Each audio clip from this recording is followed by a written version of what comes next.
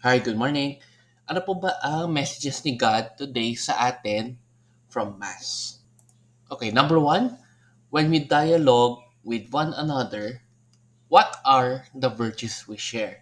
So, like nabanggit nga kanina ni Father sa kanyang homily, matunog po ngayon yung issue ng divorce law. So, ang sabi niya po, parang hindi sapat yung for or against lang tayo sa pag-decide sa pag-debate tungkol doon. Maganda, ano po ba yung mga values na sinashare po natin para makahanap tayo ng middle ground about that law. And next, faith in the resurrection needs a radical shift in our beliefs and in our life or in our lives. So, kasi ang mga tao po ngayon, hindi na rin masyado naniniwala or maraming tao pa rin ang hindi naniniwala sa resurrection ni Jesus or sa ating resurrection after mamatay tayo, which means na may chance po tayong makasama si God or si Jesus sa heaven.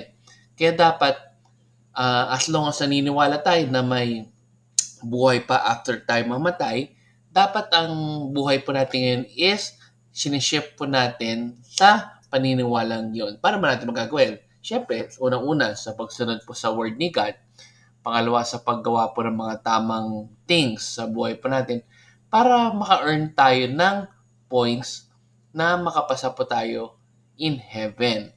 Kaya dapat maniwala po tayo na after our death, meron pa tayong bagong life or ang next life po natin is to have eternal life with Jesus. Number three, which is related to number two, our life doesn't end in death. Kasi pag namatay po talaga tayo, meron pa po tayong buhay kasama po si Jesus in heaven, which is attaining eternal life. Kaya dapat po habang nandito pa nga tayo sa mundo, gawin natin ang best natin para ma-achieve po natin yung eternal life.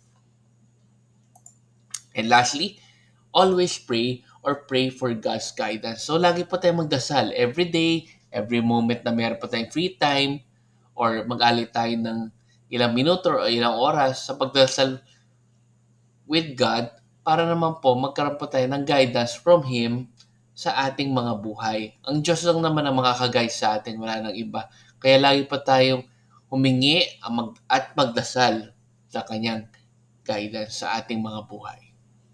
Ayan. So, let's end the game with a silver prayer. The Father, Son, and Spirit. Amen. Lord, please guide each one of us sa buhay po namin every day, sa lahat po ng mga decisions na ginagawa namin sa mga buhay po namin every day, as well as sana po as long as naniniwala nga kami na may eternal life at may chance po kaming makasama po kayo doon sa heaven once tapos na po yung aming oras dito sa mundo, lagi po naming gawin kung ano po yung tama, kung ano po yung tamang gagawin, kung ano po yung tamang pag-way sa pagsunod po sa word ninyo, at most importantly, kung ano po ang dapat naming gawin na decisions araw-araw para ma-achieve po namin yung eternal life with you. Amen. In the name of Father, Son, and Spirit. Amen. So good morning po sa inyo. Have a great day. God bless po. And let's end again with a simple Thanksgiving prayer. Daily thank you prayer.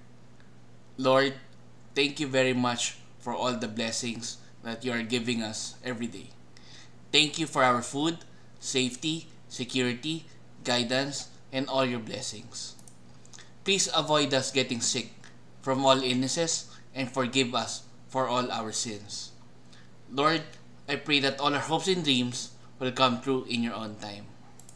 Again, Lord, thank you for all the blessings that you have given us. Amen.